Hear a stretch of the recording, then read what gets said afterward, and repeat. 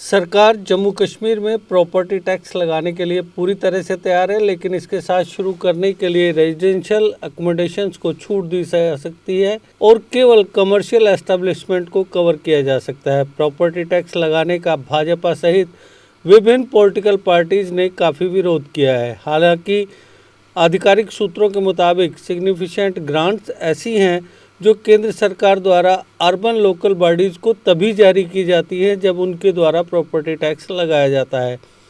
इन grants को जारी करने से अर्बन लोकल बॉडीज़ को काफ़ी मदद मिलती है। Housing and urban development department केंद्र शासित प्रदेश में प्रॉपर्टी टैक्स लगाने के प्रपोजल पर लगातार काम कर रहा है। हालांकि सूत्रों के मुताबिक डिपार्टमेंट शुरू में प्रॉपर्टी टैक्स लगाने के लिए कमर्शियल एस्टेब्लिशमेंट को कवर कर सकता है और रेजिडेंशियल अकोमोडेशंस को छूट दे सकता है। क्योंकि भाजपा सहित विभिन्न पॉलिटिकल पार्टीज और अन्य ऑर्गेनाइजेशंस ने इस प्रपोजल का विरोध किया है। प्रपोजल के विरोध में जम्मू म्यूनिसिपल कॉरपोरेशन के मेयर एवं भाजपा लीडर राजेंद्र शर्मा को यह घोषणा करने के लिए मजबूर होना पड़ा कि प्रॉपर्टी टैक्स नहीं लगाया जाएगा।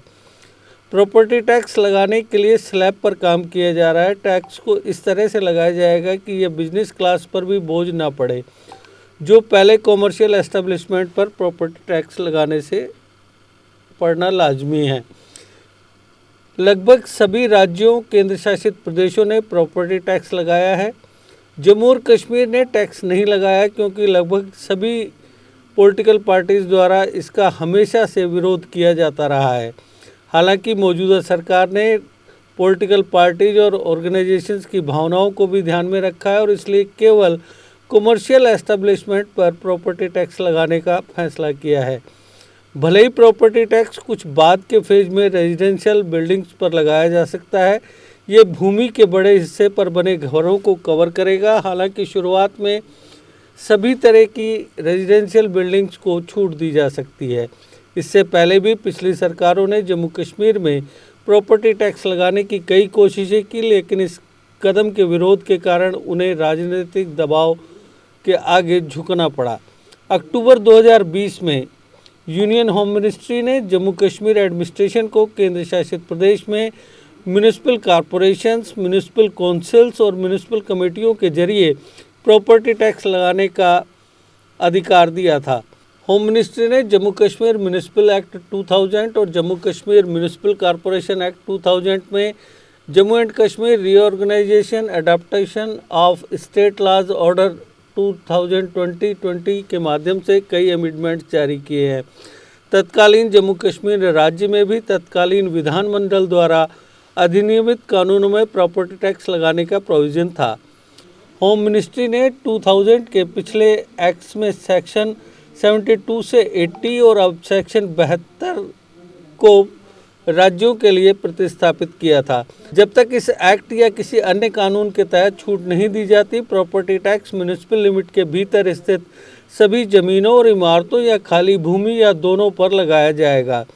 प्रॉपर्टी टैक्स ऐसे परसेंटेज पर लगाया जाएगा जो जमीन और इमारत या खाली ज़मीन या दोनों के टैक्सेबल एनुअल वैल्यू के 15% से ज़्यादा ना हो, जैसा कि सरकार नोटिफिकेशन के द्वारा वक्त पर निर्देशित कर सकती है। यह कहा गया है कि प्रॉपर्टी टैक्स का असेड और लेविट करना 3 साल में एक बार रिवीजन के अधीन होगा। जिस फाइनेंशियल ईयर से प्रॉपर्टी टैक्स फिक्स किया जाता है उस टैक्स के 10% से ज़्यादा नहीं, जैसा कि निर्धारित किया जा सकता है।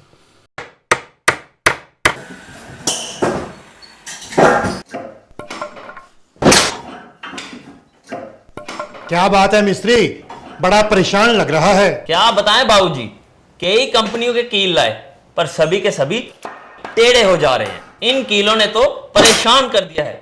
परेशानी दूर करनी है तो आरके इंडस्ट्रीज के स्ट्राइक ब्रांड के कील और कब्जे ही उपयोग करो, जो देते हैं मजबूती की गारंटी। तो चले फिर स्ट्राइक ब्रांड के कील ले लें। बिल्कुल, चलो। स्ट्राइक ब्रांड लगाओगे तो मजबूती पाओगे और परेशानी को भी भगाओगे।